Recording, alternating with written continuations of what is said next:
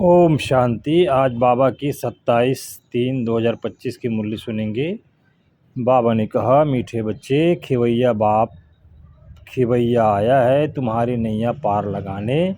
तुम बाप से सच्चे होकर रहो तो नैया हिलेगी डुलेगी लेकिन डूब नहीं सकती। प्रश्न: बाप की याद बच्चों को यथार्थ न रहने का मुख्य कारण क्या है? उत्तर: साकार में आते आते भूल गए हैं कि हम आत्मा निराकार हैं और हमारा बाप भी निराकार है।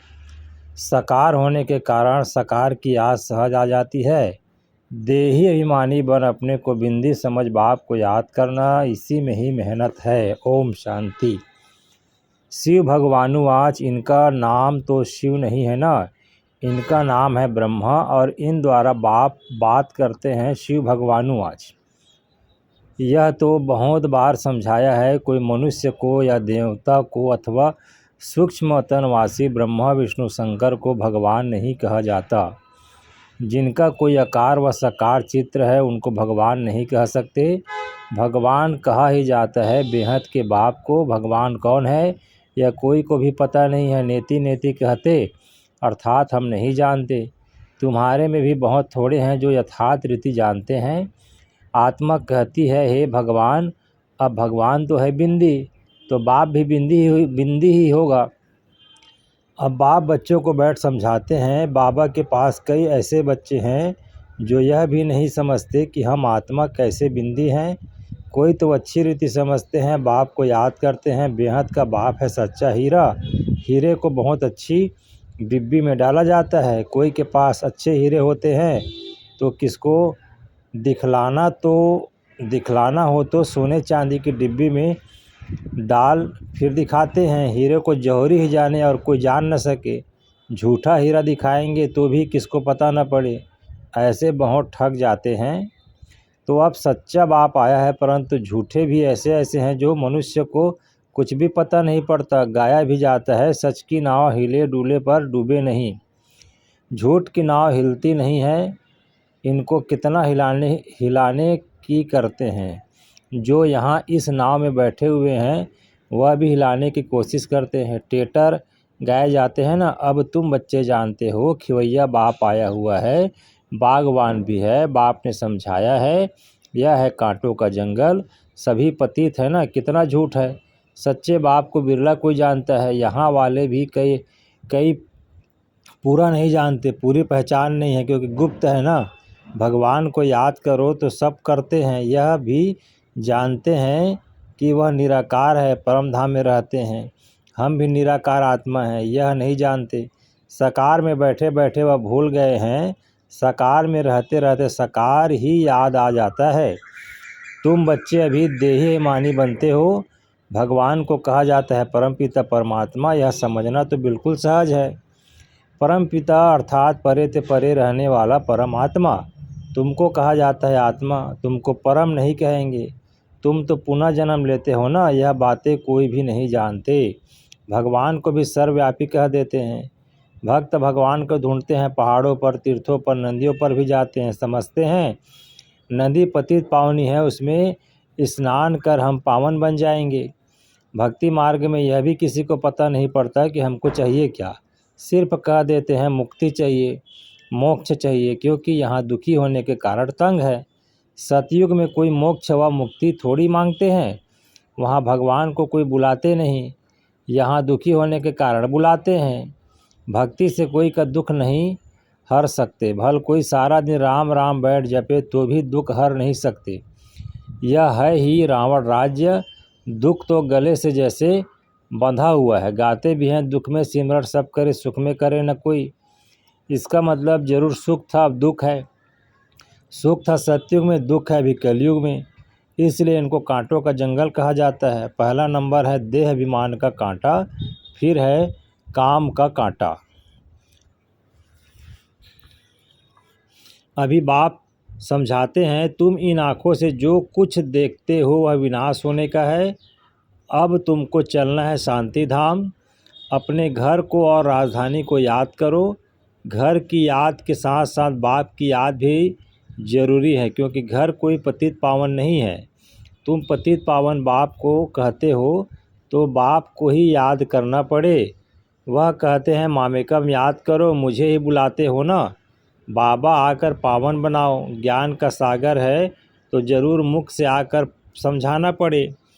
प्रेरणा तो नहीं करेंगे। एक तरफ शिव जयंती भी मनाते हैं, दूसरे तरफ फिर कहते हैं नाम रूप से न्यारा है। नाम रूप से न्यारी चीज़ तो कोई होती नहीं, फिर कह देते ठिठकर भीतर सब में है। अनेक मत है ना। बाप समझाते हैं तुमको 5 विकारों रूपी रावण ने तुच्छ बुद्धि बना दिया है, इसलिए देवताओं के आगे जाकर नमस्ते करते हैं। कोई तो नास्तिक होते हैं, किसको भी मानते नहीं। यहाँ बाप के पास तो आते ही हैं ब्राह्मण, जिनको 5000 वर्ष पहले भी समझाया था, लिखा हुआ भी है। परमपिता परमात्मा ब्रह्मा द्वारा स्थापना करते हैं तो ब्रह्मा की संतान ठहरे। प्रजापिता ब्रह्मा तो मशहूर है, जरूर ब्राह्मण ब्राह्मणियाँ भी होंगे। अभी तुम शूद्र धर्म से निकल ब्राह्मण धर्म में आए हो। वास्तव में हिंदू कहलाने वाले अपने असली धर्म को जानते नहीं हैं, इसलिए कभी किसको मानेंगे कभी किसको मानेंगे, बहुतों के पास जाते रहेंगे। क्रिश्चियन लोग कभी किसके पास जाएंगे नहीं। अभी तुम सिद्ध कर बतलाते हो। भगवान बाप कहते हैं मुझे याद करो। एक दिन अखबार में भी पढ़ेगा कि भगवान कहते हैं मुझे याद करने से तुम पति से पावन बन जाएंगे। जब विनाश नज़दीक होगा तब अखबारों द्वारा भी यह आवाज़ कानों पर पड़ेगा। अखबारों में तो कहाँ कहाँ से समाचार आते हैं ना, अभी भी डाल सकते हो। भगवानुवाच परमपिता परमात्मा शिव कहते हैं मैं हूँ पतित पावन, मुझे याद करो तो तुम पावन बन जाएंगे। इस पतित दुनिया का विनाश सामने खड़ा है, विनाश जरूर होना है, यह भी सबको निश्चय हो जाएगा। रिहर्सल भी होती रहेगी। तुम बच्चे जानते हो जब तक राजधानी स्थापन नहीं हुई है तब तक विनाश नहीं होगा। अर्थक्वेक आदि भी होनी है ना। एक तरफ बॉम्ब्स फटेंगे, दूसरे तरफ नेचुरल कैलमिटीज भी आएगी। अन्न आदि नहीं मिलेगा, स्टीमर नहीं आएंगे, फेमन पड़ जाएगा, भूख मरते मरते ख़त्म हो जाएंगे। भूख हड़ताल तो करते हैं वह, फिर कुछ जल व माखी शहद आदि लेते रहते हैं, वजन में हल्के हो जाते हैं। यह तो बैठे बैठे अचानक अर्थक्वेक होगी, मर जाएंगे, विनाश जरूर होना है। साधु संत आदि ऐसे नहीं कहेंगे कि विनाश होना है, इसलिए राम राम कहो। मनुष्य तो भगवान को ही नहीं जानते।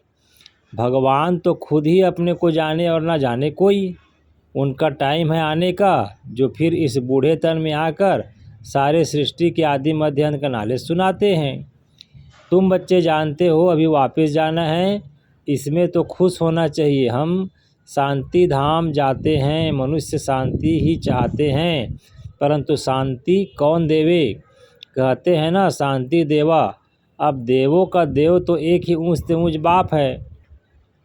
वह कहते हैं मैं तुम सबको पावन बनाकर ले जाऊंगा, एक को भी नहीं छोड़ूंगा। ड्रामा अनुसार सबको जाना ही है, गाया हुआ है। मच्छरों सदृश से सब आत्माएं जाती हैं। यह भी जानते हैं सतयुग में बहुत थोड़े मनुष्य होते हैं, अभी कलयुग अंत में कितने ढेर मनुष्य हैं। फिर थोड़े कैसे होंगे, अभी यह संगम। तुम संगतयुग में जाने के लिए पुरुषार्थ करते हो, जानते हो यह विनाश होगा। मच्छरों सदृश से आत्माएं जाएंगी, सारा झुंड चला जाएगा, सतयुग में बहुत थोड़े रहेंगे। बाप कहते हैं कोई भी देहधारी को याद नहीं करो। देखते हुए हम नहीं देखते हैं, हम आत्मा हैं, हम अपने घर जाएंगे। खुशी से पुराना शरीर छोड़ देना है। अपने शांति धाम को याद करते रहेंगे तो अंतमति सुगति हो जाएगी। एक बाप को याद करना, इसमें ही मेहनत है। मेहनत बिगर ऊंच पद थोड़ी मिलेगा। बाप आते हैं तुमको नर से नारायण बनाने के लिए। अब इस पुरानी दुनिया में कोई चैन नहीं है, चैन है ही शांति धाम और सुख धाम में। यहाँ तो घर घर में अशांति है, मारपीट है। बाप कहते हैं अब इस छीछी दुनिया को भूलो। मीठे मीठे बच्चों, मैं तुम्हारे लिए स्वर्ग की स्थापना करने आया हूँ। इस नर्क में तुम पतित बन पड़े हो, अब स्वर्ग में चलना है। अब बाप को और स्वर्ग को याद करो तो अंतमति सुगति हो जाएगी।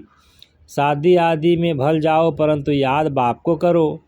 नॉलेज सारी बुद्धि में रहनी चाहिए। भल घर में रहो, बच्चों आदि की संभाल करो परंतु बुद्धि में याद रखो बाबा का फरमान है मुझे याद करो, घर छोड़ना नहीं है। नहीं तो बच्चों की संभाल कौन करेगा। भक्त लोग घर में रहते हैं, गृहस्थ व्यवहार में रहते हैं, फिर भी भक्त कहा जाता है क्योंकि भक्ति करते हैं, घर बार संभालते हैं। विकार में जाते हैं तो भी गुरु लोग उनको कहते हैं श्री कृष्ण को याद करो तो उन जैसा बच्चा होगा। इन बातों में अब तुम बच्चों को नहीं जाना है क्योंकि तुमको अब सतयुग में जाने की बातें सुनाई जाती है। जिसकी स्थापना हो रही है, बैकुंठ की स्थापना कोई श्री कृष्ण नहीं करते। श्री कृष्ण तो मालिक बना है, बाप से वर्षा लिया है। संगम के समय की गीता का भगवान आते हैं, संगम के समय ही गीता का भगवान आते हैं। गीता बाप ने और बच्चे ने सुनी, भक्ति मार्ग में फिर बाप के बदले बच्चे का नाम डाल दिया है। बाप को भूल गए हैं तो गीता भी खंडन हो गई है। वह खंडन की हुई गीता पढ़ने से क्या होगा, बाप तो राजयोग सिखला रहे हैं।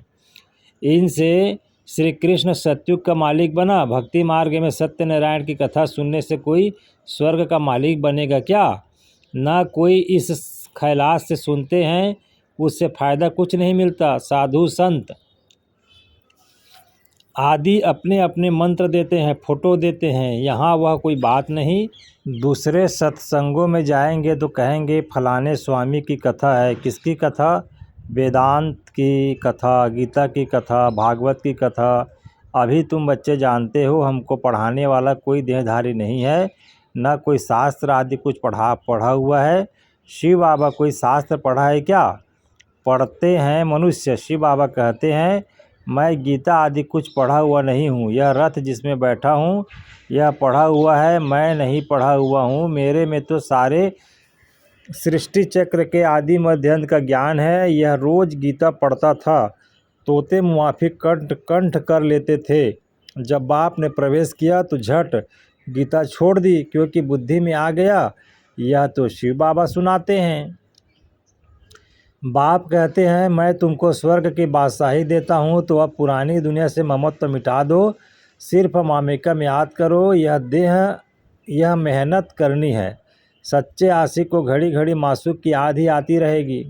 तो अब बाप की याद भी ऐसी पक्की रहनी चाहिए। पारलौकिक बाप कहते हैं बच्चे मुझे याद करो और स्वर्ग के वर्षे को याद करो। इसमें और कुछ भी आवाज़ करने, झांझ आदि बजाने की कोई दरकार नहीं। गीत भी कोई अच्छे अच्छे आते हैं तो बजाए जाते हैं, जिनका अर्थ भी तुमको समझाते हैं। गीता बनाने वाले खुद कुछ नहीं जानते।